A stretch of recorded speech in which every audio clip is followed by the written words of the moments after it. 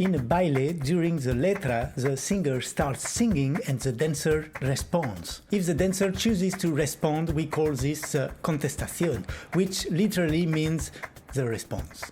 So how does it work? When and how to respond, to contestar, and who leads? These are the questions we'll answer in this video. Ámono.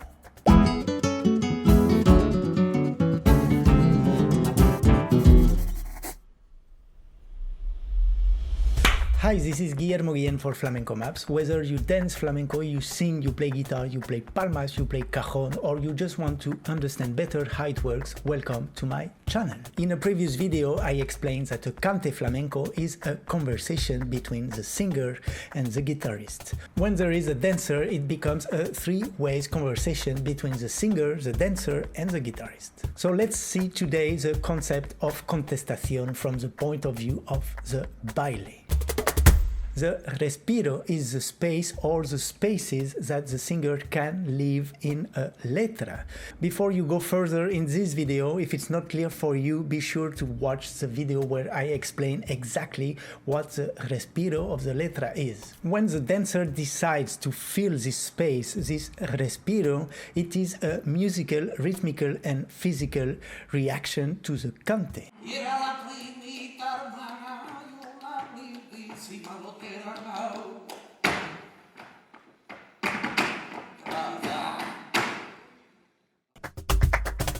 That's why in the context of a letra, I like this term contestación, the response, because it reminds me this concept of call and response that I already explained in that video talking about the conversation between guitar and singer. Musically, the contestación is a remate, it is a rhythmic conclusion. It is the same rhythmic element that you could find at the end of a letra, at the end of a coletilla, at the end of a falseta, of a llamada, in so many places. But here we are in the specific context of the letra, inside the letra. As for the respiro, the place or the places of the contestaciones depend on the palo, on the style, on the structure and the processing of every style.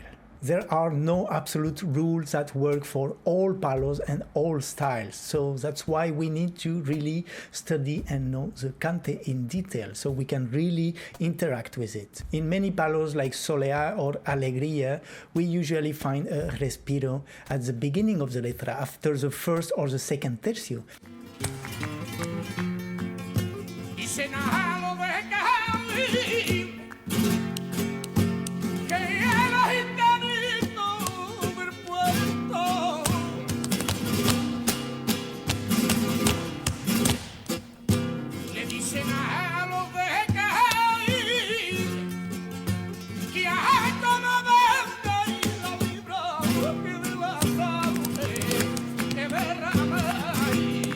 But por seguiría, we have the respiro, the contestación, the remate in the middle of the letra.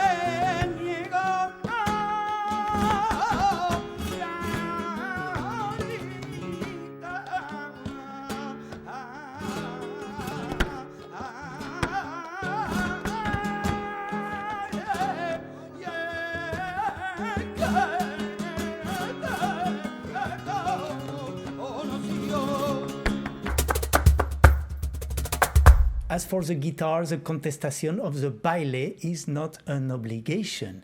The dancer doesn't have to respond. It is an option, a possibility. Let's clarify 3 things about the contestaciones in a letra. The dancer can very well choose to do nothing or just marcajes.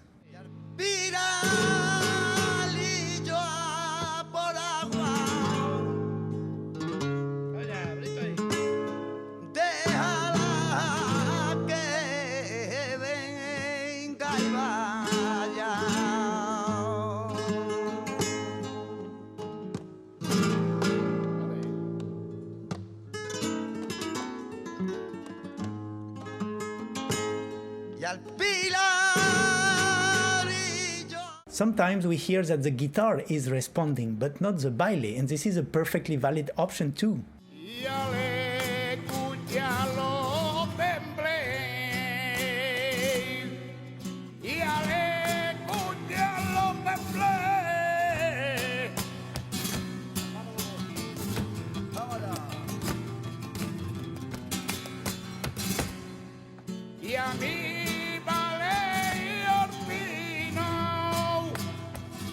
We always need to adapt and to decide, depending on the moment of the baile, the type of letra, what do we want to do, what do we feel at that moment. Again, there is no obligation as to the duration of a contestación. There are kind of standard lengths that can make us think that there is a fixed duration, a fixed number of compass for the contestación, but no. It just depends on what the dance will do. It is a conversation, so if the dancer decides to respond, let him or her finish. For example, por seguirilla, most of the time we find contestaciones of 1 or 2 compasses. Debajo del ropero, ahí pongo yo, o la llave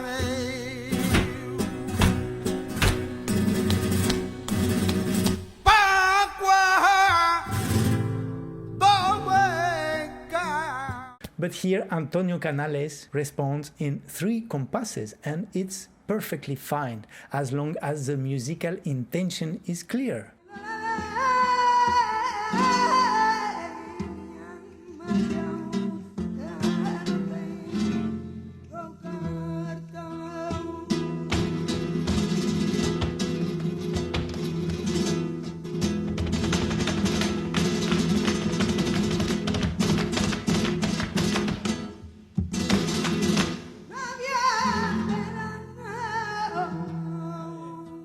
No singer will start singing before the end of the remate of the contestación if the musical intention and the rhythmic intention is clear.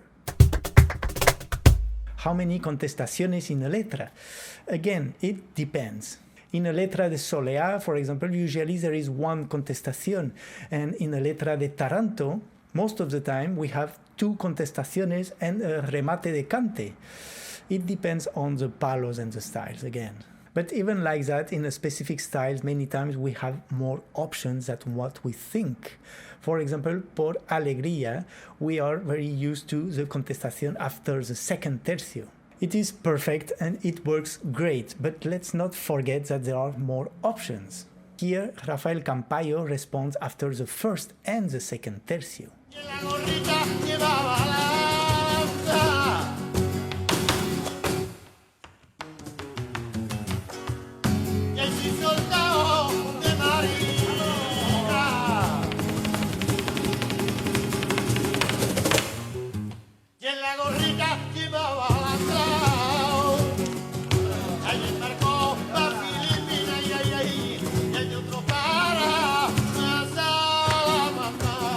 And never forget that the option of no contestación and no respiro is still there. Y acá aparece una fragata y en la bahía de Cay.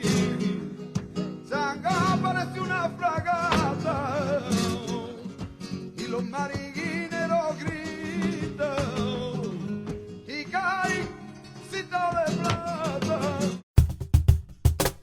So this is a big question in flamenco. Who leads? Here we get to the heart of the matter. It is really fascinating, and maybe it's easier to do than to explain. But still, I'll give you some ideas, but you'll see that at the end of the day, it's just all about common sense, logic, observation, and respect. The singer may or may not leave a respiro. If there is a respiro, the dancer may or may not respond. However, if the singer sees that the dancer is preparing to respond, he or she will probably leave the respiro. This is the real-time communication. That's why we need to observe and to understand what's happening. Because everybody needs to adapt their interpretation to what's happening at that moment. Imagine now that the singer didn't plan to leave a respiro, and the dancer is preparing to respond. The singer doesn't see the preparation and keeps singing. It's okay, nothing will happen as long as we stay à compás. It will probably end up being a remate de cante instead of the contestación, because the cante and the remate de baile will end at the same time. And this is perfectly good. The guitar will follow both at the same time, the cante and the baile. It will give the right chord to the cante and the right rhythmic intention to the baile, and the global music intention to the whole. And same for the palmeros and the percussionists. They need to adapt, to follow, to accompany what's happening. They don't really have anything to say in the conversation. They don't really have power, but it is a game. So yeah, sometimes they can just go and provoke something. So always be careful. This is exactly where the game is. If we do the same thing all the time, every time, it gets boring, right? The surprise can turn into a ole. If you really want to understand communication and improvisation in flamenco, this is the mindset you need to have. It is a conversation. Leave everything open. And given that everything revolves around the cante, we have to know and understand the cante. Knowing the cante in details ultimately means more freedom, more flexibility, more communication, more fun, more spontaneity, and less stress. Imagine it's like going on a road trip. If you have a very specific and very tight itinerary, it is very stressful, right? If you need to reach a specific place at a specific time. It's much better just to live with the destination in mind, and we'll see what happens on the way. We can stop when we are hungry, when we are tired. We can stop to visit things that we didn't even know that existed. No stress, more fun. As long as we know how to drive, we'll enjoy and share the moment. This is what the concept of open choreography means. So you know what you should do, right? Study the cante. And that's it for today. Thank you so much for watching. I hope you enjoyed this video. If you liked it, give it a like, subscribe to the channel, leave me a comment and tell me what you want me to talk about in these videos, and also go and visit FlamencoMAPS.com, where I explain my courses, my classes, and my way of teaching flamenco. I see you there. Till then, don't forget, learn flamenco, make it fun, make it different, make it your own.